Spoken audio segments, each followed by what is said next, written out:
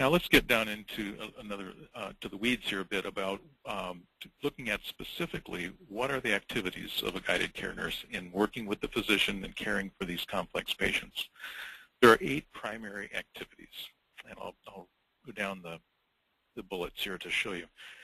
The first is an assessment. This is a comprehensive assessment that the nurse does at the patient's home, assessing all of the usual biomedical features, as well as the patient's preferences for care, their nutritional needs, their family caregivers, their home safety, all the things that we think might be relevant to the care of a person with complex needs.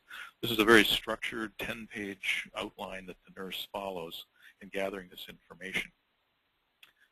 The nurse then enters that information into an information technology system that has embedded in it evidence-based guidelines for managing the most common chronic conditions that affect older people. The system then generates an evidence-based plan of care, or we call it a care guide. This is an overall guide to the patient's care in all of their chronic conditions. It includes sections on their medicines, their diet, their physical activity, their self-monitoring activities, follow-up, prevention, and so on.